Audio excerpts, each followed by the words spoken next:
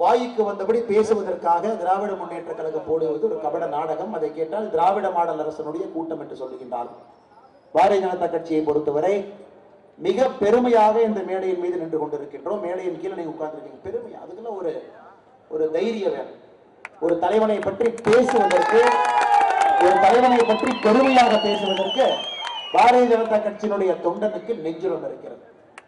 எங்களுடைய தலைவன், இந்தியாவுடைய பிரதமர், மக்களுக்கெல்லாம் விடிவெள்ளியாக இருக்கக்கூடிய பாரத பிரதமர் நரேந்திர மோடி அவர்களுடைய சாதனை கூட்டத்தை பேசுவதற்கு நாம் அனைவரும் கூட மேடையின் மீது அமர்ந்து கொண்டு மேடைக்கு கீழே பெருமைப்பட்டுக் கொள்கின்றோம். இந்த நீட்டை பற்றி பேசுவார்கள். நீட்டை பற்றி ஒரு புது விஷயத்தை சொல்லுவோம். நீட்டை பொறுத்தவரை சகோதர சகோதரிகளே, நமக்கு தெரியும், இது ஒரு ஏழை பங்காளனுக்கு இருக்கக்கூடிய பரீட்சை. குறிப்பாக பிற்படுத்தப்பட்ட மக்களுக்கு எந்த விதமான பிரச்சனையும் இல்லாம, ஏமாற்ற வேலை இல்லாமல் அரசு சீட்டு கிடைப்பதற்காக நீட்டு. 2016க்கு முன்பு நீட் எப்படி இருந்துச்சுன்னா, தமிழ்நாட்டில் 100 சீட் இருக்குன்னா அதுல 15 மருத்துவ சீட்டு ஆல் இந்தியா கோட்டா, 85 சீட்டு நம்ம மருத்துவ மாணவர்களுக்கு இருக்கு, தமிழ்நாட்டில் இருக்கக்கூடிய மாணவர்களுக்கு. 2016 நீட்டுக்கு முன்னாடி அதுல பாதி சீட்டு, 85ல பாதி சீட்டு, 42% அரசு மெடிக்கல் டெஸ்ட் மூலமாக உங்களுக்கு கிடைக்கும். 42 சீட்டு பிரைவேட் மெடிக்கல் டெஸ்ட் மூலமாக பிரைவேட் காலேஜ் கிடைக்கும். என்ன அநியாயம் பாருங்க. 100 சீட்டுல 15 சீட்டு ஆல் இந்தியா கோட்டா 1986ல இருந்து நம்ம கொடுக்கிறோம். ஆல் இந்தியால இருந்து 15 சீட்டு தமிழ்நாட்டுக்கு கிடைக்கும். மிச்சம் இருக்கிற 85 சீட்ல 42 சீட்டு அரசு நடத்தக்கூடிய தேர்வு மூலமாக அரசு மருத்துவக் கல்லூரி, மிச்சம் 42 சீட்டு பிரைவேட் காலேஜ் நடத்தக்கூடிய தேர்வு மூலமாக பிரைவேட் காலேஜ். நீட் என்ன செஞ்சுச்சு? நம்முடைய நீட் 2016க்கு பின்பு 100 சீட்டுல 15 சீட்டு ஆல் இந்தியா கோட்டா, 85 சீட்டும் மிச்சம் இருக்கிறது அரசு நடத்தக்கூடிய மருத்துவ எக்ஸாம் மூலமாகத்தான்.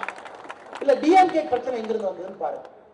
இதுல டிஎம்கே அவருடைய அமைச்சர்கள், எம்பிக்கள், எம்எல்ஏக்கள், மாவட்ட செயலாளர்கள் தமிழ்நாட்டில் 10க்கும் மேற்பட்ட தனியார் மருத்துவக் கல்லூரியினுடைய நேரடி ஓனரா இருக்காங்க. நான் பினாவை பத்தி பேசவே இல்லை, நேரடி ஓனர். அவங்க மனைவி, குழந்தைகள், மகன். 10க்கும் மேற்பட்ட தனியார் மருத்துவக் கல்லூரியுடைய ஓனர் டிஎம்கே தான். இப்ப ஆற்காட்டு வீராசாமி என்ன அதுக்கு முன்னாடி ஒரு இன்டர்வியூல சொல்றாரு, எங்க டெக்னிக்கே உங்களுக்கு புரியலப்பா, நாங்க என்ன டெக்னிக் பண்ணுவோம்னா, தமிழ்நாட்டில் 12வது முடிச்ச உடனே அந்த மார்க் லிஸ்ட் எங்க கையில் இருக்கும். அந்த மார்க் லிஸ்ட மட்டும் யாருக்கெல்லாம் அரசு கோட்டால அரசு கல்லூரியில கிடைக்குமோ அந்த பேரை மட்டும் செலக்டிவா தனியார் மருத்துவக் கல்லூரிக்கு லீக் பண்ணிடுவோம். தனியார் மருத்துவக் கல்லூரி என்ன பண்ணுவோம், ஏஜென்ட்டை போட்டு யாருக்கெல்லாம் கவர்மெண்ட் ஃப்ரீ சீட்டு கிடைக்குமோ அவங்ககிட்ட போய் கன்வின்ஸ் பண்ணி தனியார் மருத்துவக் கல்லூரியில் அட்மிஷன் போட்டுக்குவோம். கவுன்சிலிங் நடக்கும் பொழுது இந்த தனியார் மருத்துவக் கல்லூரியில் அட்மிஷன் போட்டவங்களுக்கு அரசு மருத்துவக் கல்லூரியில் ஃப்ரீ சீட் கிடைச்சதுக்கு அப்புறம் இந்த சீட்டு லாக் ஆகிப்போ, அது எம்டி சீட்டு, அதை மேனேஜ்மெண்ட் கோட்டால வித்துருவோம். இந்த டெக்னிக் புரியாம தமிழ்நாட்டில் அரசியல் செய்து கொண்டிருக்கின்றீர்கள் என்று ஆற்காட்டு வீராசாமி அவர்கள் சொல்லுகின்றார். இன்னைக்கு ஒரு ஜுடிஷியல் கமிஷனை போட்டு திமுகவினுடைய 2006ல இருந்து 2011 வரை ஒரு பிரைவேட் மருத்துவ கல்லூரியினுடைய சீட்டு எப்படி ஃபில் ஆச்சுன்னு ஒரு ஜுடிஷியல் என்கொயரி போட்டா இன்னைக்கு கோபாலபுரத்துல பாதி பேர் ஜெயிலுக்கு போவாங்க. இதையெல்லாம் மறைத்து நீட்டு வேண்டாம் என்று சொல்லி மறுபடியும் பாதி சீட்டை தனியார் மருத்துவக் கல்லூரிக்கு தானமாக கொடுத்து விட்டு அதன் மூலமாக அந்த மேனேஜ்மெண்ட் கோட்டாவாக மாற்றி 1 கோடி 2 கோடி 3 கோடி ஊசியை போட்டு அவங்ககிட்ட பணத்தை வாங்கி அவர்கள் ஏழை தாய்க்கு அந்த ஊசியை போட்டு அதன் மூலமாக நாம் உயிர் படைக்க வேண்டும் என்று நினைத்துக் கொண்டிருக்கின்றார். இப்ப திமுகவினுடைய இன்னொரு சரித்திர சாதனையும் கூட சகோதர சகோதரிகளை, இந்த ஹிந்திங்கிறது பாத்தீங்கன்னா ஒரு பெரிய ஒரு டிராமா வருது. நம்முடைய புதிய கல்விக் கொள்கையில மிக தெளிவாக மோடிஜி அவர்கள் சொல்லி இருக்கின்றார்கள், ஹிந்தி என்பது எந்த மாநிலத்திலும் கூட திணிக்கப்படாது. ஏன்னா நானே டெல்லி வந்துதாங்க ஹிந்தி கத்துக்கிட்டேன். நான் ஒரு குஜராத்தி, என்னுடைய தாய்மொழி குஜராத்தி. நான் பிறக்கும் பொழுது ஹிந்தி எல்லாம் தெரியாது, அரசியலுக்காக டெல்லி வரும் பொழுது நான் ஹிந்தியை கற்றுக்கொண்டேன். அப்படி இருக்கும் பொழுது எந்த மொழியும் கூட திணிக்க மாட்டோம். புதிய கல்விக் கொள்கையில 3வது மொழி உங்களுக்கு எந்த மொழி பிடிக்கிறதோ படிங்க அப்படின்னு. இன்னைக்கு நம்முடைய அமைச்சர் பொன்முடி அவர்கள் ஒரு பேட்டியில சொல்றார், தமிழ்நாட்டினுடைய ஒரு கல்விக் கொள்கையை நான் கொண்டு வர போறோம். அந்த பத்திரிகை நண்பர் கேட்கிறாரு, சார் நீங்க கொண்டு வர போற கல்விக் கொள்கை எப்படின்னு சொல்லுங்க சார். ஏங்க நம்ம கல்விக் கொள்கையிலையும் ஹிந்தி ஆப்ஷனல் தாங்க அப்படிங்கிறாங்க. ஏங்க இதைத்தான் புதிய கல்விக் கொள்கையில சொல்லியிருக்காங்களே. அதற்கு பொன்முடி அவர்கள் பதில் சொல்லவில்லை. புதிய கல்விக் கொள்கையில என்ன இருக்கு அப்படியே எடுத்து லைன் பை லைன் காப்பி அடித்து அதற்கு தமிழ்நாடு கல்விக் கொள்கை என்கின்ற பெயரை வைத்து அரசியல் செய்வதற்கு திமுகவினுடைய அமைச்சர்கள் வெட்கப்பட வேண்டும். இதுல இன்னொரு ஆச்சரியம் என்னன்னா, நம்முடைய பாரத பிரதமர் நரேந்திர மோடி அவர்களை வைத்துக் கொண்டு மேடையில் நம்முடைய முதலமைச்சர் திரு மு க ஸ்டாலின் அவர்கள் பேசுகின்றார்கள். நம்முடைய ஹைகோர்ட்ல, சென்னையில் இருக்கக்கூடிய ஹைகோர்ட்ல தமிழ் மொழி நம்முடைய தாய்மொழி மூலமாகத்தான் கோர்ட் லாங்குவேஜ் நடக்க வேண்டும் என்று. சால சிறந்த ஒரு சஜஷன், தவறு கிடையாது. நிச்சயமாக நம்முடைய நாட்டில் இருக்கக்கூடிய, நம்முடைய தமிழ்நாட்டில் இருக்கக்கூடிய ஹைகோர்ட்ல நம்முடைய தாய்மொழியில தான் ஆர்கியூமெண்ட் இருக்கணும். இதுல ஒரு பெரிய விஷயம் என்னன்னா, இதை மத்திய அரசு சொல்லி 3 மாதம் ஆகிறது. ஏப்ரல் மாசத்துல பாரத பிரதமர் நரேந்திர மோடி அவர்கள் சுப்ரீம் கோர்ட்ல இருக்கக்கூடிய ஜட்ஜையும் இந்தியாவில் இருக்கக்கூடிய அனைத்து முதலமைச்சர்களையும் ஒரு கூட்டத்தை கூப்பிட்டாரு. அந்த கூட்டத்துல பாரத பிரதமர் நரேந்திர மோடி அவர்கள் பேசும்பொழுது அவர் சொல்கின்றார், நம்முடைய கோர்ட்ல, ஹைகோர்ட்ல அந்தந்த ஊர்ல என்ன இருக்கோ அந்த மொழியில நீங்க கோர்ட் நடத்தினா தான் ஒரு ஏழை மனிதனுக்கு புரியும் என்று சொன்னார். ஆனா ஒரே பிரச்சனை என்னன்னா, அந்த கூட்டத்திற்கு நம்முடைய முதலமைச்சர் மு க ஸ்டாலின் அவர்கள் செல்லவில்லை. ஏன்னா இவங்க பாத்தீங்கன்னா எந்த விஷயமாக இருந்தாலும் கூட மிஸ் எனக்கு கொஞ்சம் உடம்பு சரியில்லை மிஸ் அப்படின்னு சொல்லி மத்திய அரசுடைய எந்த கூட்டத்திற்கும் யாரும் போவது கிடையாது. ஏன்னா அங்க போய் திராவிட மாடல் அரசுன்னு உருட்டுனாங்கன்னா மாட்டிக்குவாங்க. எந்த கூட்டத்திற்கும் செல்லை. ஏப்ரல் மாசத்திலேயே பாரத பிரதமர் நரேந்திர மோடி அவர்கள் முதலமைச்சர்கள் சுப்ரீம் கோர்ட் ஜட்ஜினுடைய கூட்டத்திலே பேசி இருக்கின்றார்கள். இன்னைக்கு வந்து ஸ்டிக்கர் ஒட்டுவதற்காக முயற்சி செய்து கொண்டிருக்கின்றார்கள். இதையெல்லாம் தாண்டி சகோதர சகோதரிகளே, சமீபத்தில் புதிய கல்விக் கொள்கைக்காக குஜராத்திலே ஒரு கூட்டம் நடந்தது. நம்முடைய கல்வி அமைச்சர் அவர்களுக்கு அழைப்பு கொடுத்திருந்தார்கள், பொன்முடி அவர்களுக்கும் நம்முடைய பொய்யாமொழி அவர்களுக்கும். 2 பேருமே கூட்டத்துக்கு போல. ஏங்க அந்த கூட்டத்துக்கு போனீங்கன்னா, ஐயா அது நமக்கு செட் ஆகாதுங்க, அவங்க புதிய கல்விக் கொள்கையை பத்தி சொல்றாங்க, நான் போக மாட்டேன். ஆனா 6 மாதத்திற்கு முன்பு மத்திய அரசு தமிழ்நாட்டில் இருக்கக்கூடிய கல்வித்துறை செயலாளர்கள் ஒரு கூட்டத்திற்கு வரும் பொழுது தமிழக அரசு கல்வித்துறை செயலாளர் அனுப்பவே. பத்திரிகை நண்பர்கள் அமைச்சர்கிட்ட போய், ஏங்க நீங்க கூட்டத்துக்கு கல்வித்துறை செயலாளர் அனுப்புனா, ஏங்க செயலாளரை மட்டும் கூப்பிடுறாங்க, அமைச்சரை கூப்பிட்டா தான் நான் அனுப்ப முடியும். ஒரு மீட்டிங்க்கு அமைச்சரை கூப்பிடல என்பதற்காக கல்வித்துறை செயலாளர் அனுப்பல. இன்னைக்கு குஜராத் மீட்டிங்ல அமைச்சரை கூப்பிட்டு போகலினா யாரை ஏமாற்றுவதற்காக இந்த கபட நாடத்தை நம்முடைய திமுக அரசு செய்து கொண்டிருக்கின்றார். இதையெல்லாம் தாண்டி நம்முடைய நிதி அமைச்சர் அவர்கள் ஜிஎஸ்டியை பத்தி வாய்க்கிலேயே பேசுவார். ஆனா ஜிஎஸ்டி கூட்டத்துக்கு போக மாட்டார். ஏங்க போட்டீங்கன்னா வளகாப்புக்கு போயிட்டேங்க. ஏங்க நீங்க வளகாப்புக்கு போனதை பத்தி எங்களுக்கு பிரச்சனை இல்லை, ஆனா மத்திய அரசுக்கு நான் வரமாட்டேன்னு சொல்ல இமெயில் அனுப்பிட்டேன். நான் இமெயில் அனுப்பிச்சிட்டேன், வரமாட்டேன். மத்திய அரசு கிட்ட ஆர்டிஐ மூலமாக ரிப்ளை கேட்ட பொழுது அந்த மாதிரி தமிழ்நாட்டில் இருக்கக்கூடிய நிதியமைச்சர் எங்களுக்கு இமெயிலே அனுப்பலின்னு ஆர்டிஐ ரிப்ளை வருது. இதற்கு நம்முடைய ஹை ஸ்கூல் பசங்க பரவாயில்ல. காலையில் நம்ம வீட்டில் குழந்தைங்க பார்த்தீங்கன்னா எந்திரிச்சோடனே ஸ்கூலுக்கு கட்டடிக்கலான்னு முடிவு பண்ணிடுவாங்க. எங்கப்பா வலிக்குது? ஆமா வயிற்றுல வலிக்குதுமா. ஆனா வயிற்றை தொடர்ந்து நம்ம பார்க்க முடியாது. நம்ம குழந்தைக்கு உண்மையாலுமே வயிறு வலிக்குதோன்னு சொல்லிட்டு சரி வர வேண்டாம்ப்பான்னு சொல்லுவோம். இங்க இருக்கக்கூடிய அமைச்சர்களுக்கு பயம், தொடை நடுங்கி தமிழ்நாட்டை தாண்டி வண்டி ஓடாது.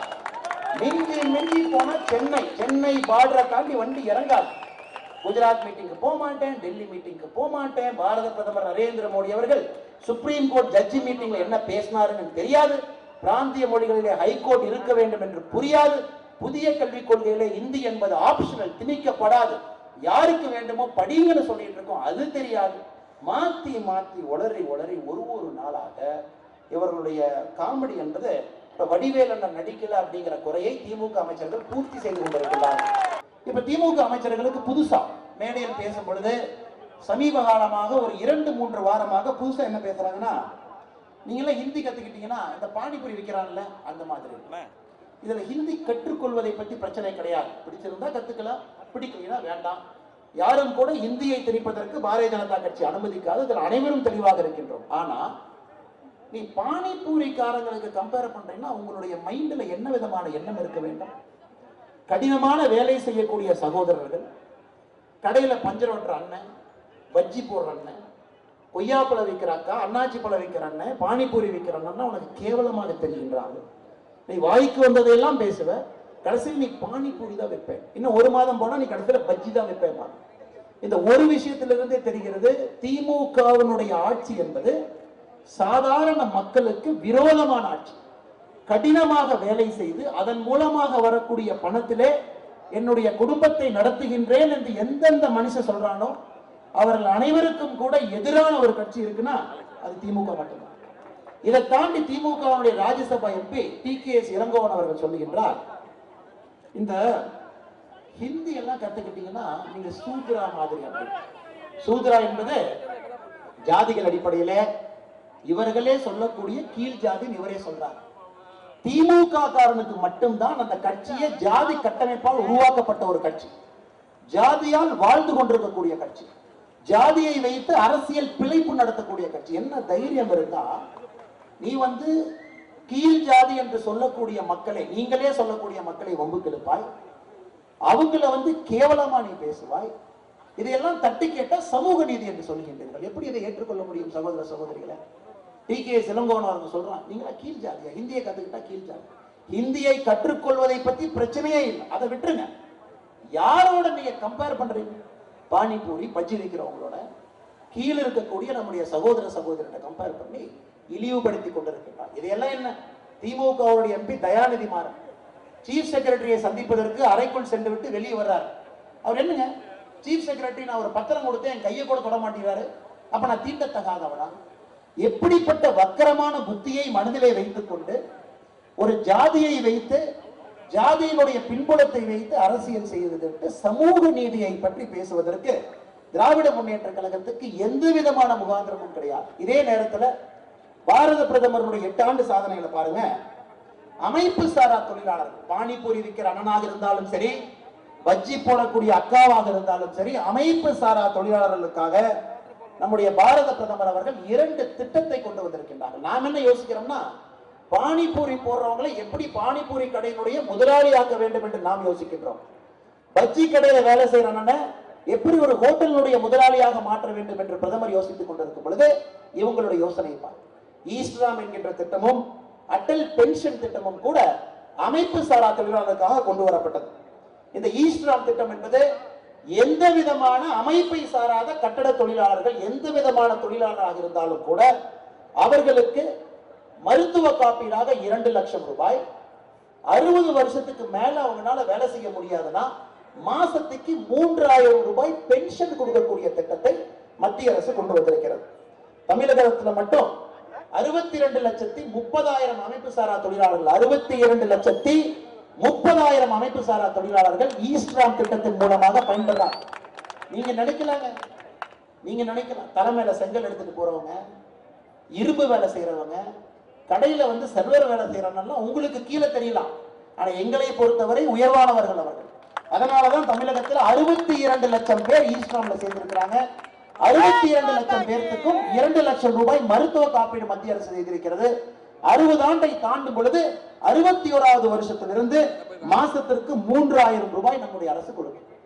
தமிழ்நாட்டில் 62 லட்சம் என்று சொன்னால் இந்தியாவை பொறுத்தவரை 24 கோடியே 75 லட்சம் பேர். யோசிச்சுப்பாங்க, 24 கோடி இந்தியாவிலே அமைப்பு சாரா தொழிலாளர்கள் இதிலே இணைந்திருக்கின்றார்கள். இதை மட்டும்தான் அந்த திமுகவுடைய எம்பிகளுக்கு பதிலாக கொடுக்கின்றனர். நீங்க இழிவுபடுத்திக்கிட்டே இருங்க, பானிபூரிய போடுறவங்களை இழிவுபடுத்துங்க, இவங்க எல்லாத்தையும் இழிவுபடுத்துங்க. ஆனா இன்னொரு பக்கம் நீங்கள் தூக்கி வீசக்கூடிய ஒரு கல்லையும் கூட நரேந்திர மோடி அவர்கள் எடுத்து கோட்டையை கட்டி அந்த கோட்டையில இந்த அமைப்பு சாரா தொழிலாளர்களை அமர வைப்பதற்காக தன்னுடைய பணியை செய்து கொண்டிருக்கின்றார். சகோதர சகோதரிகளை, தமிழ்நாட்டை பொறுத்தவரை மக்களுக்கு ஒரு பெரிய ஒரு பாசிட்டிவ் என்னன்னா, சினிமா எல்லாம் நல்ல படம் இல்லாதனால மக்கள் இப்போது பார்த்து ரசிப்பது நம்முடைய முதலமைச்சர் திரு மு க ஸ்டாலின் அவர்களுடைய பேச்சு.